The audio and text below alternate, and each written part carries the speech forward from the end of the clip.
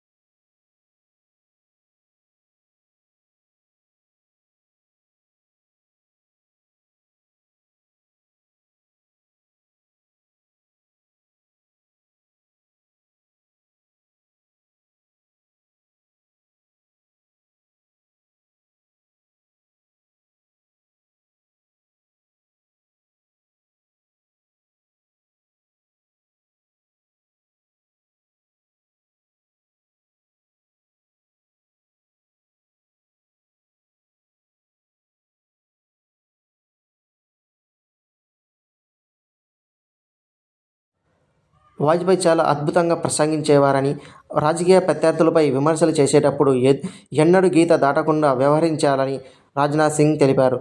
భాజపా విస్తరణను చూసి ఎంతగానో మురిసిపోయిన ఆయన తన కుటుంబం చాలా పెద్దదవుతుందని అంటూ ఆనందం వ్యక్తం చేశారు. వాజ్పేయి గొప్ప రాజనీతిజ్ఞుడే కాదు, అద్భుత కవి, రచయిత కూడా. ఆయన నాలుకపై సరస్వతీమాత నిలయం ఉంటుందని పార్టీ నాయకులు, కార్యకర్తలు అంటుండేవారు. పార్లమెంటులోనూ వెలుపల ఆయన చేసిన ప్రసంగాలు ప్రత్యర్థులు సైతం ఆకట్టుకున్నాయి. ఇది ఇలా ఉండగా వాజ్పేయి వివాహం చేసుకోలేదు. గ్వాలియర్లోని విక్టోరియా కళాశాలలో తనతో కలిసి చదువుకున్న రాజ్ కుమారి కౌల్ కుమార్తె సమితను ఆయన దత్తత తీసుకున్నాడు. వాజ్పేయి అంత్యక్రియలు కూడా ఆమె నిర్వహించారు.